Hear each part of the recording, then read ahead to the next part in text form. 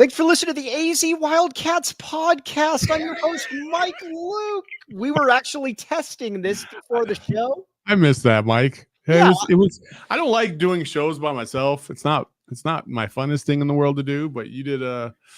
It's nice to have the voice back. Oh, I love being back. Yes, I'm very excited. By the way, Saul, I have something you don't have. What's that? The inner circle hat. Nice, very excited.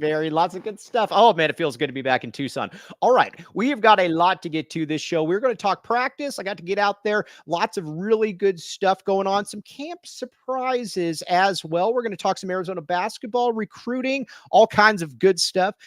Coaches got to talk with some coaches a little bit, all kinds of good stuff. But Saul, every now and then, every camp, the one thing that always intrigues me is who are going to be the surprises, who are going to be the players that really kind of stick out and you're like, whoa, didn't really see that one. And sometimes we got to caution it. Sometimes there's guys that every single year you hear about how great they are and then it just doesn't materialize. I'll tell you one thing though. Jeremiah Patterson, he was a two-star kid out of junior college, San Mateo. He has been absolutely fantastic this entire camp. I was talking with Spears yesterday about it, and he's like, man, I had no clue that this dude was going to be doing what he's done. A lot of people are saying, what's the deal with Jacob Cowing? Can they replace him? I'm not saying he's going to be Jacob Cowing, but I'm also not saying that he's not going to be a huge difference maker. This kid is a boss, Saul Bookman. Dude, you need shifty, quick twitch dudes in your wide receiver core, and that's exactly what he is. Listen, he's like a little water bug, man. He really is. He's just quick. His lateral quickness is just off the charts. He's able to make defenders miss.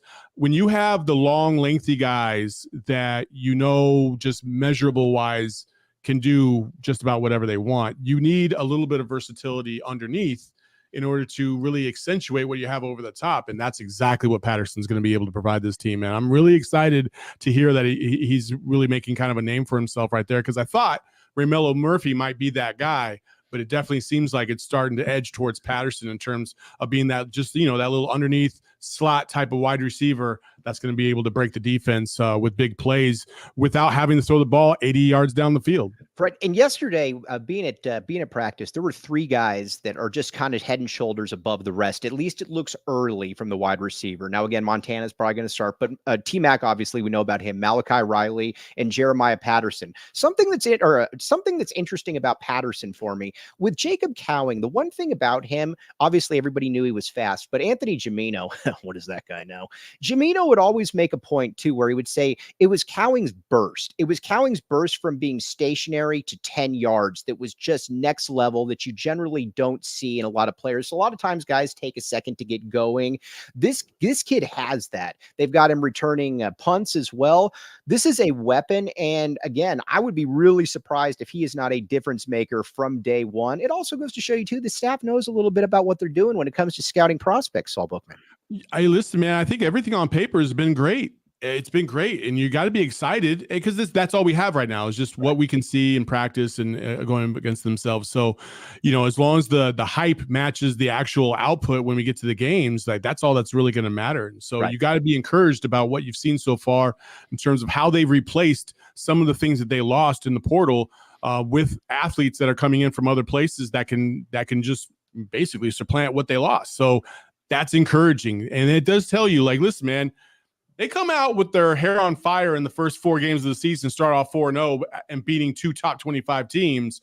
All hell's going to break loose in Tucson. Yes. I swear. Everybody's going to be talking about some things that they didn't think they would ever touch as a U of A football fan. And so let's just hope this is all coming to reality. Let's hope that let's just hope that the sauce tastes as good as it looks. Yes, exactly. Now, Saul Bookman, you're a very good cook, by the way. Does the sauce always taste as good as the Saul Bookman cook sauce looks? Always, 1,000,000%. My sauce tastes the best all the time, man. I will be up there.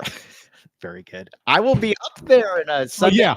Also, Mike, let's talk about something real quick. All right. This is when you come to Saul's party, there's a couple things that you do not do. Number one, bring anything.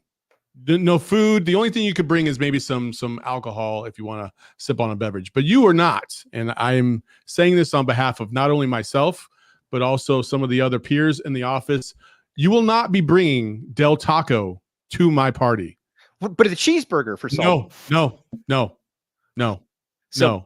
Listen, I have carefully cultivated this barbecue feast, and I will not have it ruined by a Del Taco burger. I'm not saying Del Taco's bad, but it doesn't fit what the agenda of the night is. And so I ask of you, please don't do this, because I don't want to have to just shut the door in your face and say you can't come in. Hey, you know what I just found out too? Jacob Franklin outed me right here. I do not. Jacob Franklin, not a man of. Hold up a second there, Mike. Let's just carefully. You yourself said, "What if I get approval?" Well, yeah, but you were supposed to. Yeah, and what have you not done? I've been on vacation. You went on the show every day, Mike. This guy. Fine. I won't bring the Del Taco. Anyway, all right. Oh, by the way, guess what we got coming in? A super snap already from Lonnie Johansson. Great name. Let's see. Good afternoon from Kansas. Go Big 12. Very, very much agree with the Go Big 12. Now, TMac. Got to watch TMac. This guy, some guys are just built a little bit differently. TMac yesterday, and we're going to stick on the wide receiver theme. Saul. We're leaving practice. It's I looked at my watch. It was 104 degrees outside. Guess what? Nice cool breeze. Yeah, nice cool breeze. Yeah, it's a dry. Yeah, TMac is in long sleeves. He is in sweatpants, and he is running drills. Dudes like that are just built totally differently. He looked great. Now, with basically, here's the plan, and I think Dino Babers kind of let the cat out of the bag on this one. Get it? The cat out of the bag. But he said, you know, we got a week and a half or so. Just get him in condition, get him going and everything, and then get him ready to rock and roll. It felt like, you know, if the game was today, he'd probably be playing. They're itching him back in. He looked good. Was running really fast. Obviously, you got to see it in the game. But man, T-Mac looks ready. T-Mac looks ready to rock and roll. That warms my heart, man. I'm glad that, you know, he's put in the work afterwards. Like, it's not just about the time that you're asked to be there. It's also about what you're doing before and after practice. And I mean, that's what makes the great ones great, right? Yeah. Just all the work that they put in. I have no doubt that he'll be ready game one. Like, I'm excited for that. I want him to make sure that he is 100%, you know, ready, healthy, and capable of coming back and to perform at a high level, because that's what they're going to need. So however long it takes, so be it. Bobby Wade was very clear again yesterday, and he's been saying this. He said this all spring, and he said this now in fall multiple times. He said, I got 6 or 7 wide receivers. I'm going to use them. And so this is going to be something where you're going to see outside of T-Mac, I would assume. And, you know, if somebody else emerges, you're going to see these guys shuttled in and out. He clearly loves his wide receiver core. And he said that again yesterday. He said, listen, I got a lot of different things here. I got big players that can go up and make plays. I got guys that can make people miss. I got a quarterback. It's always nice when you got a quarterback that can get them the ball. I got a quarterback that can get them the ball. We're going to keep these guys fresh. This has been the point that he has made time and time and time again, Saul, that he has got a deep unit. And guys that know they're not working with a lot don't say that generally. They say, well, we need some guys to emerge. It's all the coach speak, this and that. He's said it multiple times about how good a unit this is. I'm going to take him at his word, Saul. I think that he really likes what he's got. Well, not only that, but like, think about this. Outside of the offensive line, you can make an argument that they got depth at every skill position out the yin yang. Yes. Like, they are set up for success outside of the offensive line. The offensive line, obviously, they don't have a tremendous amount of depth, but they got good depth. Right. But, you know, obviously you don't have, like, you know, what Alabama has, where they could just have an offensive lineman go down, they'll replace him with another NFL offensive lineman, right? So you got to be encouraged by that. That wide receiver group's versatility to combine with what seems to be an emerging tight end group. Yes. It's just, it's blowing me away, man. All right, now let's talk about, you know, I was going to go tight end, but let's go offensive line first. Now, we might have somebody that has emerged at that left tackle. Big Ryno. Out of Bishop Alamany, Big Ryno. He has taken all the left tackle snaps. He is going to be the one that is going to get that. Now, you might say, Mike, who's Ryno? Thanks for asking. He is a junior. He was a junior. He came in fairly highly regarded, came in with Ephesians Prysock and Kevin Green Jr. He's a massive dude. He's about 6'5", 310, 315, maybe even bigger than that. He has taken all the left tackle snaps, all the first team left tackle snaps. And we talked about it before, you know, if you got a big issue, why not move Jonah? And they talked about But right now, it looks like they feel very comfortable with him at left tackle. And Saul, if you get a solid left tackle out of him, then all of a sudden, basically any questions you have about the offense are pretty much erased at that point. He's been that impressive, huh? He'd been taking all the snaps, all the first team snaps. Yep. No. That's not the question I asked, Mike. I said he's been that impressive. He's been good. He's been very good. Now, again, this is one of these ones you got to see it, but keep in mind, early in camp, Josh Oglesby and Brent Brennan both said that, we're looking at options. We know what we have in Jonas Savanea. He's obviously a first round type player. We can always move him. The fact that they have kept Ryno at left tackle all this way through leads me to believe that they see something in him, and he's been good in camp. He's been good. Again, I don't know that he's a first round pick, but he's been good. And if he can be solid, I'll just say this. If he can just be solid, because you got 4 other offensive linemen, you already know what they're all about. You know what Wendell Moy's about. You know what Josh Baker's about. You know what Leif, you know what Jonas Savanea is about. You get one more dude in there, it's game on, my friend. I mean, you're preaching right now, man. Right. You need depth for this offensive line. You've seen how sometimes in years past where guys will go down, you don't have a suitable backup, and the whole dynamic of the team changes. Hell, we even saw it a little bit last year in the Alamo Bowl, where they had to make a replacement halfway through the game, and because of that replacement, everything changed. Right. So those are the kind of things that you want to try and prevent. So hopefully that's a good sign. Now, Dino Babers, let's get to this. This is fun. Dino Babers knows he's got a lot to work with here. He said that I'm cooking a very good meal, and I know that I've got a lot of good ingredients. It sounds like Cook Saul Bookman on a Sunday, maybe in a week and a half or so. But he's talked about the receivers. He's talked about the running backs. The tight ends, though, that is where I think he said they've got 5 or 6 tight ends that are going to play. Now, you got Sam Olsen from San Jose State. He's a monster. Yeah, I know it sounds weird, but let's break it down. You've got Sam Olsen, who's obviously been a monster. You've got Roberto Miranda, who's back as well. Kean Burnett, the one ex mid 4-level 4-star player, was committed to SC originally. Chester Burnett, fan of the show. We very much appreciate it. He's been getting looks. Dorian Thomas. They've talked time and time again about how they want to have a 2 tight end set pretty much the entire time. Now, again, they'll move things around, but if you got 2 tight ends in there a lot, and that can really help you out a little bit with the offensive line blocking as well. Very excited to see this, Saul Bookman. Yeah, this is very fascinating. 2 tight ends in at all times, which means that you have to go 2 wide and 1 back. And, it's all well and good. Let me just say it this way. It's all well and good because it provides you versatility, provided those tight ends can do multiple things besides just block. However, if your best position group is the running back position or the wide receiver position, and you're limiting the reps of some of those star players to get on the field, that's where I'm going to have a little bit of a pushback and a little bit of a problem. So it's all well and good that they might want to go 2 tight end a majority of the time. However, if it costs, better players an opportunity to get on the field, then maybe I'm not all for it, but I'll let it play out. Maybe I'm completely wrong here in a couple of weeks when they play their first game, and maybe it all works out. So I won't. Hey, Dino, do what you got to do. Same thing with you, Brett Brennan. Far be it from me to question what you guys are going to try. So you should question them because I agree with you. And if we both agreeing here, then both of us are totally wrong. I don't believe that you're going to see 2 tight ends most of the time, but I do believe you're going to see 2 tight ends quite a bit of the time, especially if the coverage is a little bit leaky.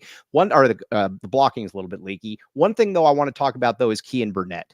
He has been a lot of people, it feels like it was 10 years ago that he came here as the second most highly rated kid out of all the Servite players. It wasn't Jacob Manu. It wasn't Noah Fafita. It was Kean Burnett. It was a fringe top 100 kid committed to USC. It took him a while, but all camp, he has looked absolutely different than everybody else out there. And you can kind of see why he was thought of as a high 4-star kid. Now, again, he's a junior, and his father's made this point. His father's been on the show before. You got to remember, this is somebody that never had a tight end coach in high school. He was essentially just getting by off of, his physical nature. And Chester, I asked him, I said, Chester, you played in the NFL. And he's like, I don't know anything about the tight end position. And so he said, I'm going to let the coaches figure that one out. Sometimes it takes guys a little bit longer, but I will say this. If there's anybody in this group that's going to play in the NFL, I believe it's going to be Kean Burnett. I look for a monster season or 2, perhaps, out of Kean Burnett. Again, I like seeing guys that are kind of forgotten about it and they show up and like, oh, Just totally forgot about Kean Burnett. I mean, he's been getting a lot of love all camp for sure. The last couple of days, especially once they started camp. So, yeah, I'm interested to see how he's going to perform. He's got. Listen, he has the model in front of him from McLaughlin last year, and so he knows exactly what's going to be expected, not only from a blocking perspective, but also from a pass catching perspective. Because if you're going to have 2 tight ends, one of them's got to be versatile enough to be a threat down the field. You can't just have 2 tight ends because you're just like, why not? No. There's got to be a purpose behind why you're going to do this, because it's wildly different than what we had been doing the previous 15 years. 15 years, you know what I mean? So it's been a while since we've had to go dual tight ends, but I do like doing that every now and then, because in the Big 12, you will run into games where maybe the passing game just isn't as reliable as you'd like it to be. Or more importantly, let's say we go to UCF for the space game, which did happen last year against Oklahoma State, and it rains. Right. And it rains hard. And you got that big, fat, sloppy Orlando rain is what that is. It's not smelly Seattle. It's sloppy Orlando is what it is, man. And so you got to be prepared for that. Or if you have to go on the road in the Big 12, which we know they're going to have to do late in the season, it might be frigid, it might be cold, you might get snowstorms. So what are you going to rely on? You got to get the big hog mollies up there, you got to get 2 tight end sets, and you got to pound the rock. That's what they're going to try and do. So getting themselves set up for that now to prepare for later, I'm okay with that. And elephants. Yeah, elephants. My bad. And Alonzo Carter has said this many times, very much like Alonzo Carter, trying to get him on the show, by the way. Alonzo Carter, though, made this point, though. He said, listen, I want my backs to be physical. He said, I want to be able to pound. If there's a game that is 21-17, I want to be able to end that game with our guys having the ball, with them running the clock out. He said, I've got the pieces. We've got the line up front. So there's going to be a lot that goes with this. And Babers has mentioned this point as well. He said, listen, there's a lot to like about this offense. You've got a lot of guys that can catch the ball. You got a lot of guys that can run the ball, and you've obviously got a quarterback that knows how to get them the ball. A lot of this is going to be able to just play it by ear. I'm not going into any game where I'm expecting, okay, we're going to throw the ball 65 times or we're going to run the ball on 70%. Each time I go into a game, it's going to be a different calculus, and we've got the pieces to be able to make that work. I love when coaches say that, because you know what they're doing, Saul? They're putting the onus a little bit back on them as well. Any coach that says, I've got the pieces to make it work, it's up to me to be able to make that work, I like that. You're not saying, well, it depends on how 9 other guys develop this and that. You're taking a little bit of an ownership. I like it. Yeah, hey, it's all good on paper, Mike. I agree. I gotta see it, baby. I gotta see it. And I'm not saying, and that's not a doubt by any stretch of the imagination. I just listen, man. A lot of coaches will take the bullet. A lot of coaches will sit there and say, hey, it's up to me to make these pieces work.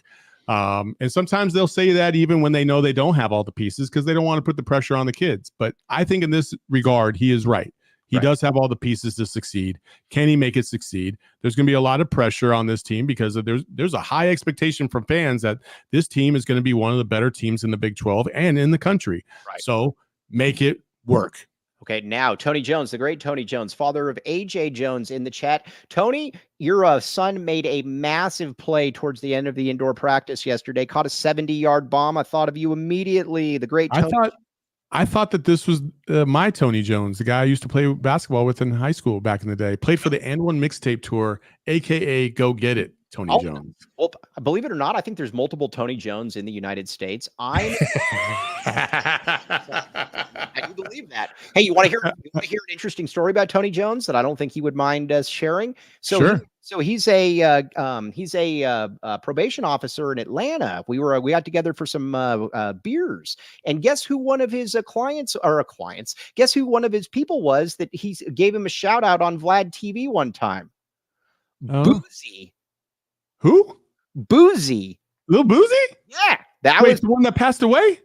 No, the guy that's always the guy that always is saying a bunch of stuff. He's got like the flat top. He's got like yeah. Why was I thinking of the kid that passed away that has the little monument out front of that one club by your house? Oh no, that's Little Peep. Oh yeah, okay, got you. Yeah, I got you. I know who Boozy is. Gotcha. But again, that was his. And Boozy gives Tony Jones a shout out on one of his interviews right there. We did not know about this. Very, very cool. Yeah, no, it's very, very cool stuff to see. Okay, now Speedy Luke, fam, You can definitely see that they are trying to, you're trying to see how they can work everything around with him. They're using him in a lot of screen passes. They've got him doing kick returns. They're going to try to use him in a variety of different ways. I love that. I love a coaching staff that knows I've got a player here. We got to try to get him on the field. I say yes to Fam. What say you? I'm not trying to see Fam redshirt again. I'm not trying to. I need some more Fam minutes, man. I really do. I need to see Speedy out there getting an actual legit shot at performing on the big stage. Like I'm tired of these 2 or 3 touches a game every now and then. Let's get him the ball at least 5 to 10 times a game and see where it goes. Yes. Now, Tony Jones, to be correct, he says boozy badass. That is very, very good, Tony Jones. We like that story. Now, when it comes to we got, you know who does a great impression of you, Mike? Who? Eric Ruby. I've been asked a really good one. It's really good. I've been he froze up though when I asked him to show it. I said, dude, there's nobody that's a bigger nerd than me. I'm not going to attack you or anything. I need to see this impression. I would love to see this impression. I thought it was Shane Diefenbach that did the impression. I guess it is Eric Ruby. Yeah, it is Eric Ruby. Okay, now we got to talk Quali Conley here for a second. Listen, I am a big believer in players that produce. I know, call me old fashioned. I like guys that actually are good on the football field. Quali Conley has looked very, very good in camp. And Saul, I don't think we should be surprised by that, because when you've got a player that, let's be honest here, the last 2 years at San Jose State, which is a decent team. Again, it's not like it's Alabama, but when you've got a guy and he could rush for over 2,000 yards at almost 7.5 yards per pop the last 2 years, he's looked very, very good. He doesn't maybe have obviously the speed that Fam does, or maybe the hulking nature that Ja'Cory Krosky-Merritt does, but there are some guys that can just find holes. There are guys that can just kind of move ahead of the chains. He's going to play a lot. He's been very impressive.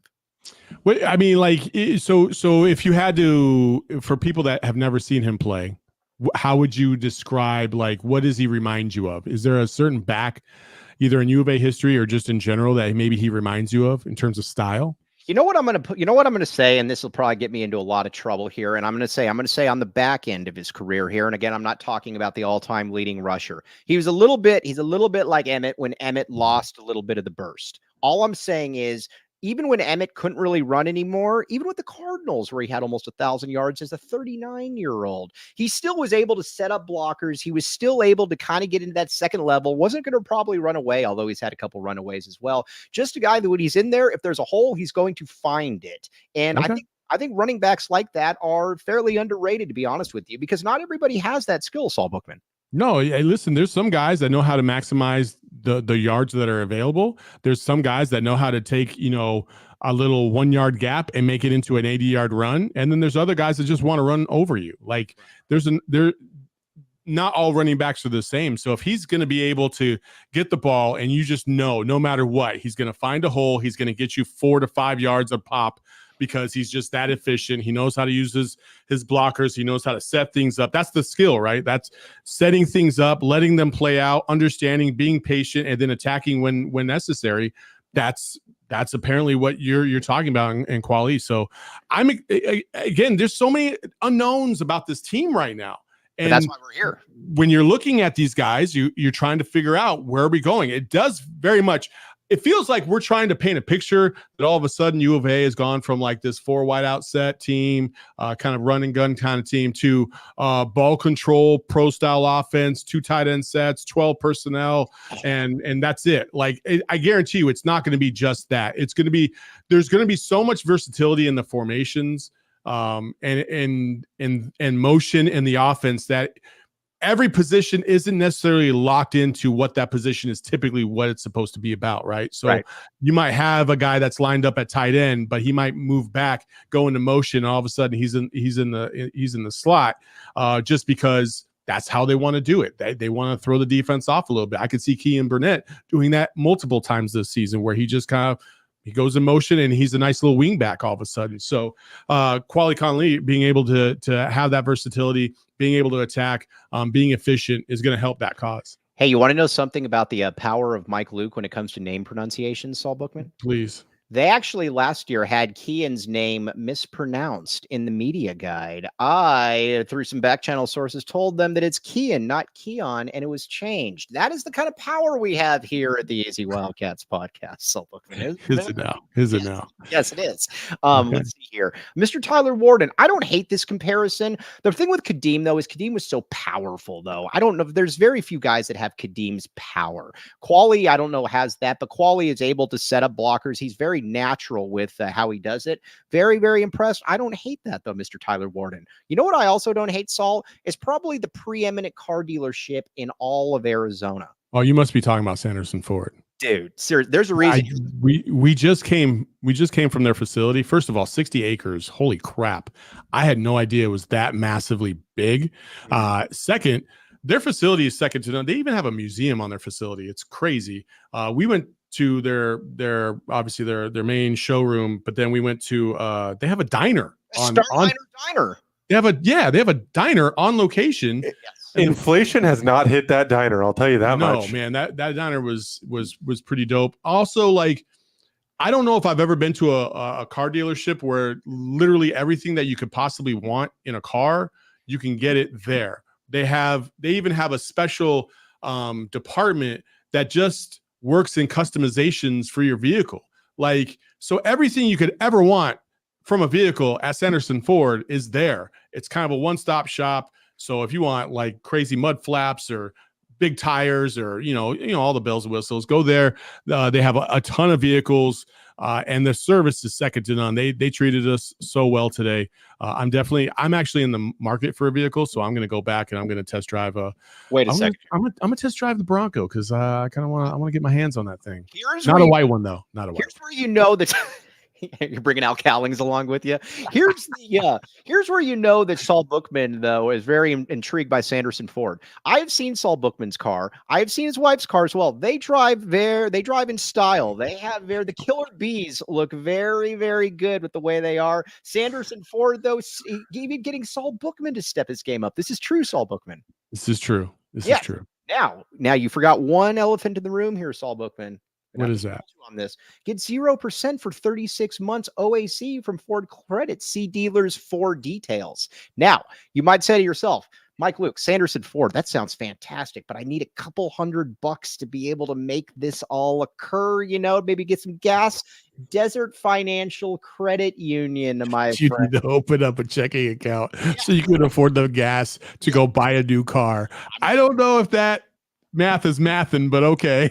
No, it just depends on where you're coming from, though. You know, I'm just saying different strokes for different folks. But the Desert Financial Credit Union says, well, you think about Sanderson Ford, you might think about us as well, because we can help you out there. And just like Sanderson Ford, Desert Financial Credit Union is for the people, by the people. This is a community-oriented group, Saul Bookman. This is true. Also, both of those entities, Sanderson Ford and Desert Financial Credit Union, work together in charity initiatives, which we will now be a part of as well. So it's all one big happy family, big community. Support Desert Financial Credit Union. They've been around for 84 years, and they're one of the best in the game. They're going to take care of you. The customer service has always been off the charts at both of these great places. Desert Financial has always been here for you. You should just open up a checking account. They're trying to give you free money. What's wrong with free money? Nothing. Nothing is wrong with free money. I've been trying to get people to give me free money my whole life. It's never happened. My whole life, man. Desert Financial says, Mike, you didn't come to the right people early on in your life, and maybe that's why I'm sitting here in my guest room. But when you open a free checking account online, get 200 in bonuses. Get started by visiting desertfinancial.com/200.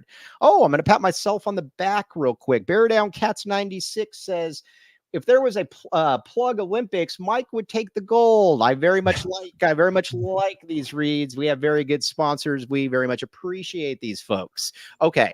Now let's get to the defensive side. Saul, here's where it's very, very exciting for me as well. There's a lot of DBs that can play here. We talked about this, and you and the great Justin Spears, the hardest working man in the industry, Justin Spears. I firmly believe this. Talked about this a little bit last week, and it was fantastic. That there's a lot of different dudes here that you can tell is the safety position. You guys talked about Owen Goss.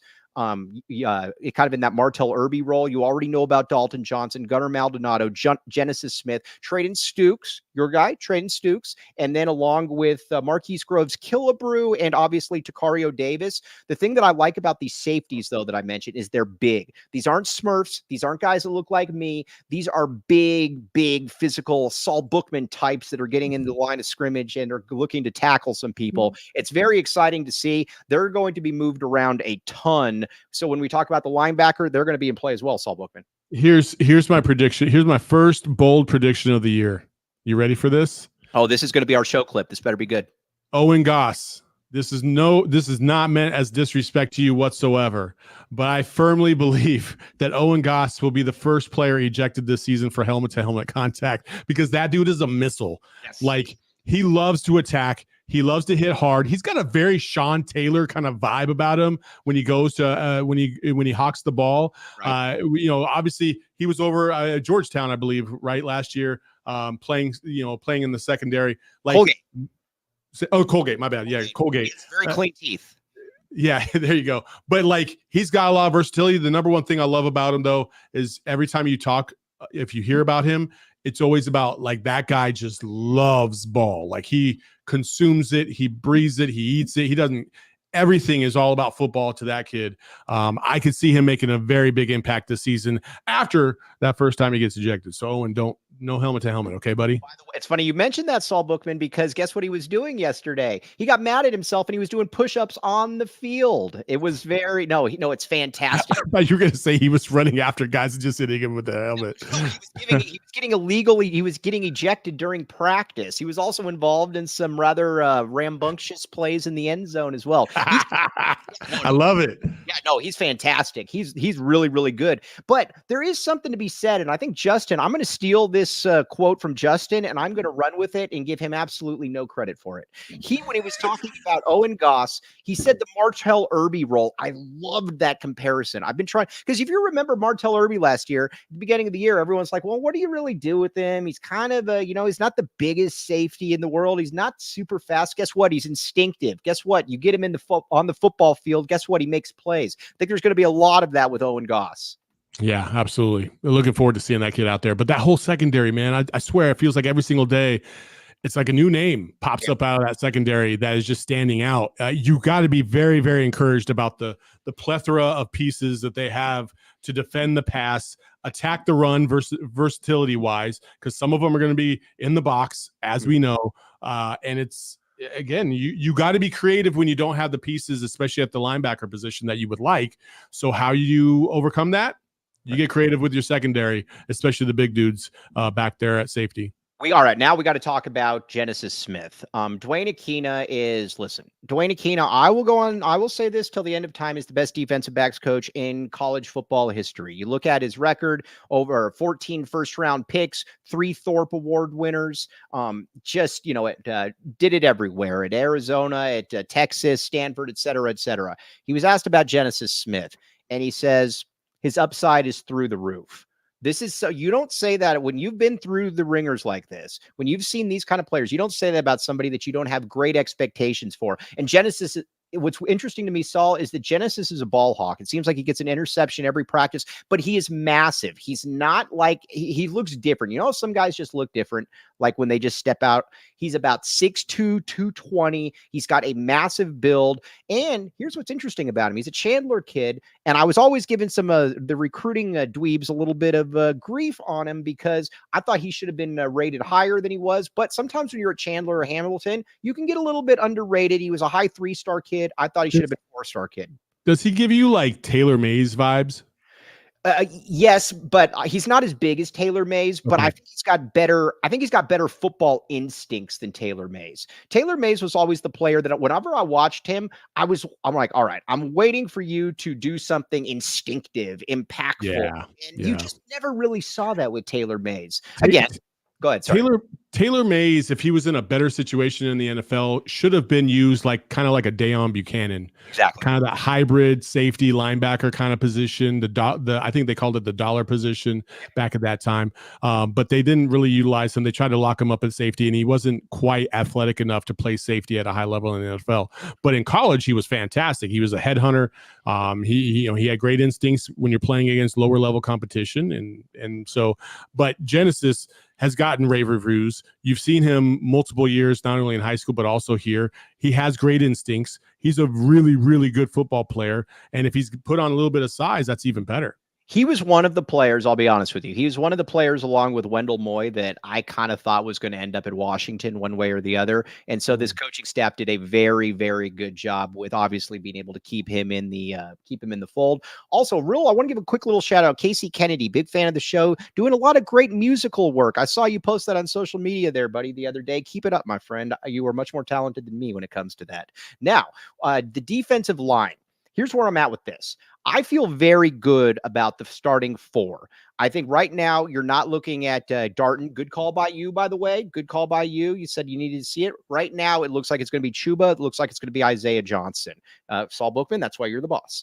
And on the edge, you're looking at Trey Smith and you're looking at Ty Ty. Here's what's fascinating to me. You've got two massive dudes on the inside in Chuba and Isaiah Johnson. Both of those guys really, really big. And you've got two firecrackers off the edge. Now, the defensive tackles, a little bit undersized, but I think you're hoping that they can, push up front.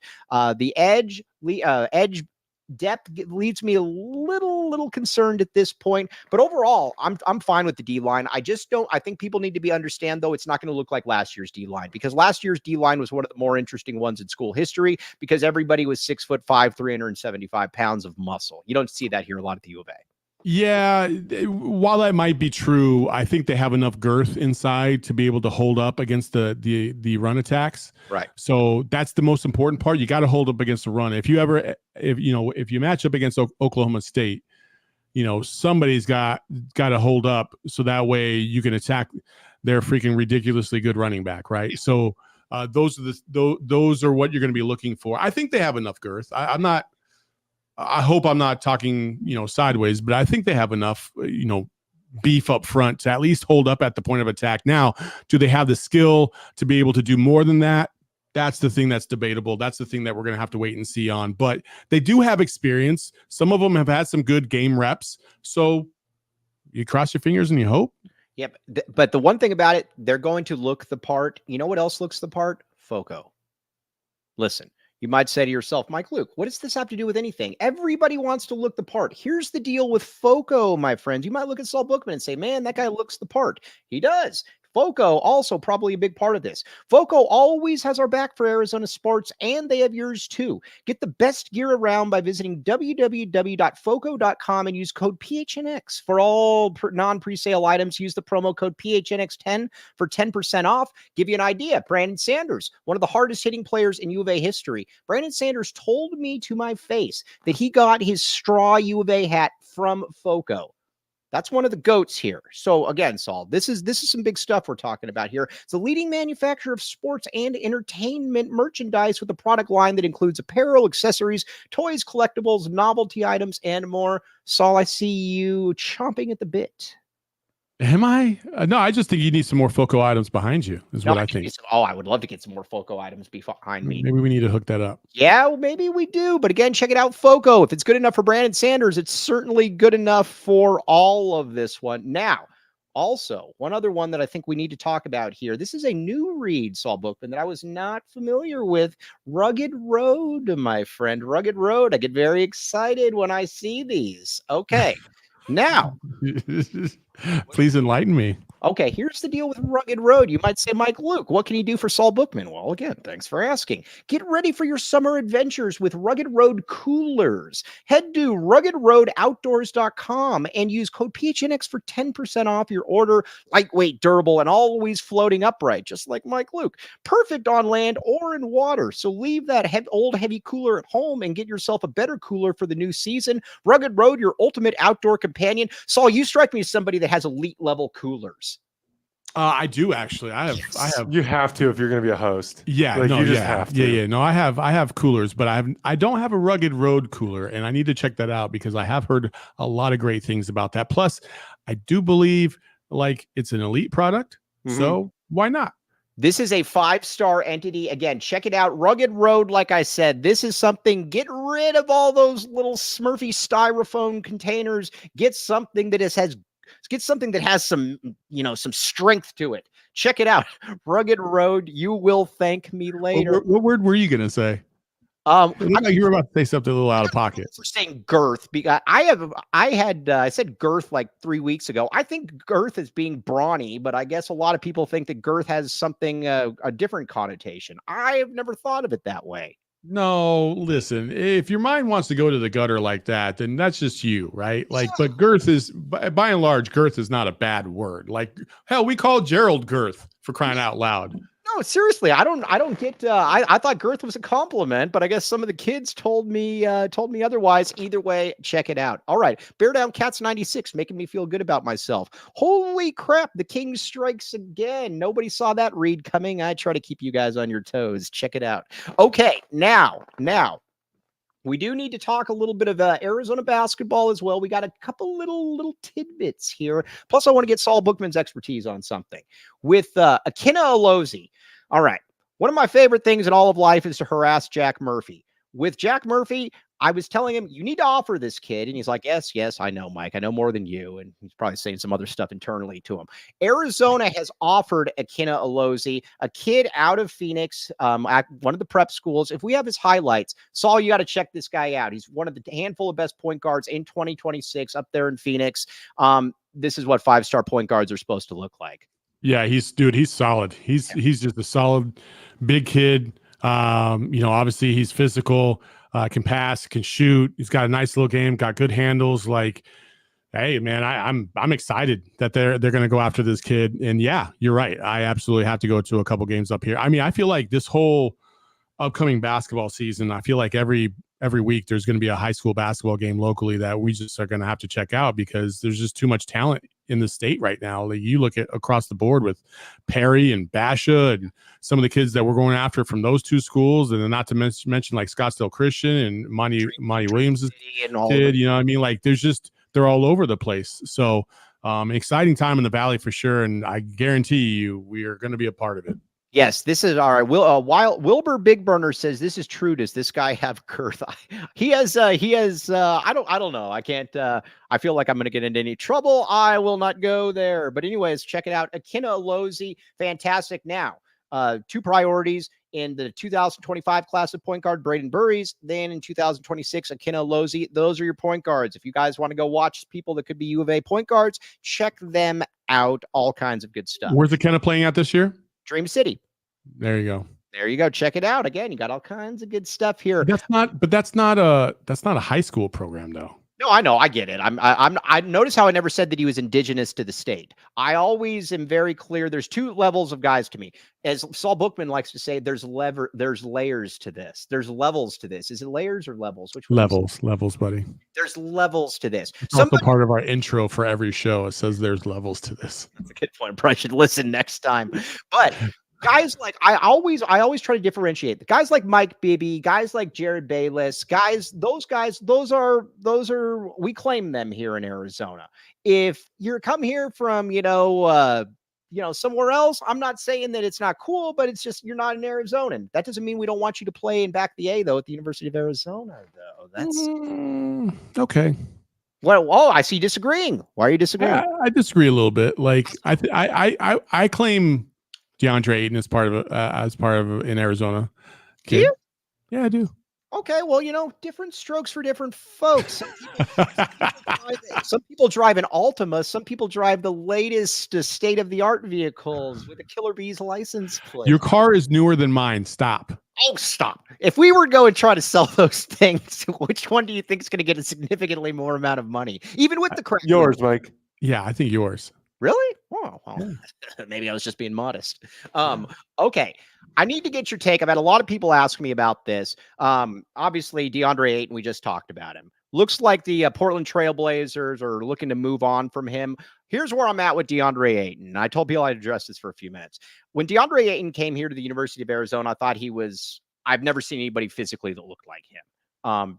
Because there hasn't been. I thought that he would be in the NBA. I thought he'd be as good as he wanted to be.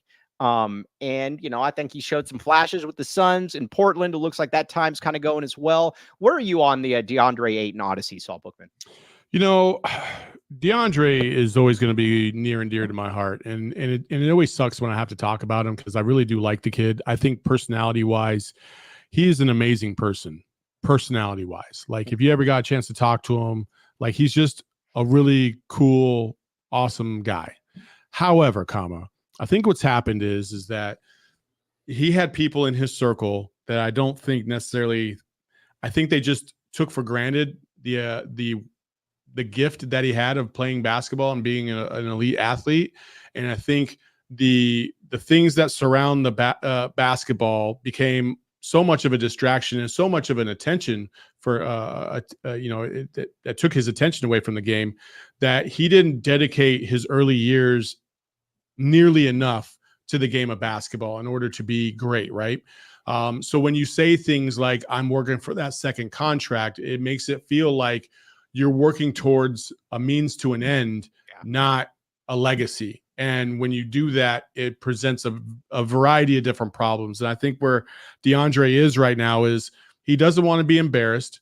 I think he works hard and he's focused on trying to make sure that he's at least a passable, top prospect, if you will, in the NBA.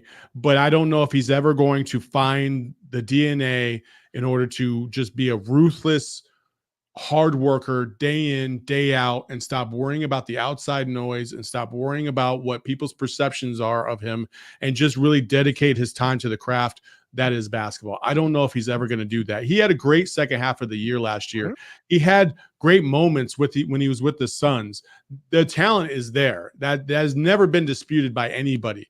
The fact that it's inconsistent, the fact that it's not reliable, and the fact that the Portland Trailblazers are looking at what he did in the second half and still saying to themselves, we're not going to be able to get what we want out of this individual.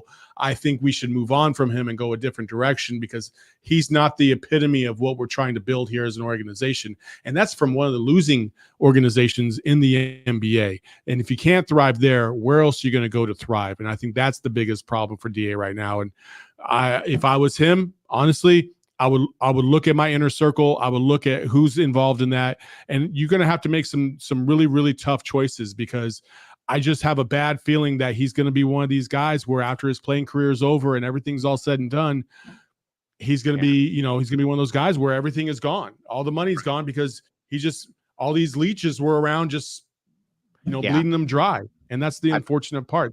That's my perception off of what I've seen behind the scenes with the people that were in his circle at the Suns arena all the way back when he was a rookie. I saw there was a couple individuals and it just felt off. And I remember just a few months ago talking to him at the Pac-12 tournament. And that's the thing that just did not connect with me. And that's what makes me feel like it's not necessarily just a him problem. It's who is feeding him whatever bullshit is going into his space and him believing it and just eating it up. And eventually there ain't going to be any food left.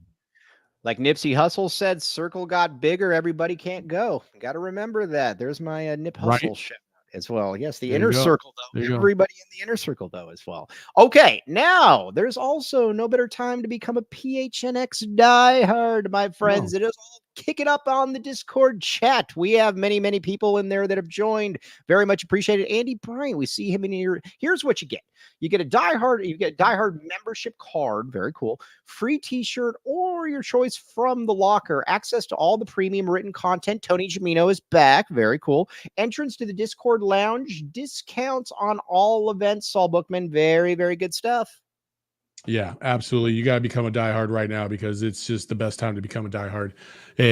Again, we're trying to grow this thing. Anthony Gimino's back. We're going to see if we can add to this nice broadcast /content feed for you guys in a variety of different ways. So if you become a diehard, you're going to be able to really access all the things that we're going to try to offer. And listen, we constantly are evaluating and changing the model, and you don't want to be on the outside, looking in. You want to be a part of this great diehard community. It's fantastic. The Discord's awesome. Everybody gets along. Everybody just wants to talk Wildcats, and everybody has a great time. So become a diehard today. All right, that's it. Now for the boss, Saul Bookman, and I've been thinking about this all day. For the snitch, Jacob Franklin behind the scenes. Jacob Franklin outing me on the Del Taco cheeseburger. We are not happy about this. Live. Yeah, You'll live. Yeah. All right. I gave you a secondary option. Like when we first talked about it, I gave you a secondary option. You just didn't want to take it. Fair enough. You're going to try and bring that's crazy. A Del to me. Taco burger to Saul's meat party. That is absolutely atrocious. Crazy. But I would have. By the way, ask everybody that came last year because I think there was one person that said they were going to bring something. And you yelled at them. And I said, if you bring something, then you don't come in my house. Was this like you checking somebody at a wedding? Like you better get your stuff in order, otherwise shoo. Yeah, don't wear white, Mike. Listen, man, I take basically 2 days to prep everything, get everything ready. I'm not going to have you just come over and shit all over my meal with a Del Taco burger. As much as Del Taco might be great, you are not going to disrespect the time and effort he's also taking like for these lovely people. If I eat a burger, I'm not going to be able to eat what you made. Like that's what I'm like. He's trying to take away from my experience too. Be better than that, Mike. Come on. Jacob Franklin, dude. The street code is not passed by Jacob Franklin right now. It is just not. I'm not happy with Jacob Franklin. But either way, we will talk on the side, Mike. Listen, Mike. If you just pattern my trend, I'll make you my protege. Okay. Yeah, absolutely. Hustle and motivate, baby. That's all we're about here. Hustle and motivate. On that note, though, for the great Jacob Franklin, fine. The great Jacob Franklin, the boss, Saul Bookman, and everybody out there. You guys are fantastic. Very much appreciate all of you. You guys are the best. I am merely Mike Luke. You have been listening to the AZ Wildcats podcast. We all silly like the mayor.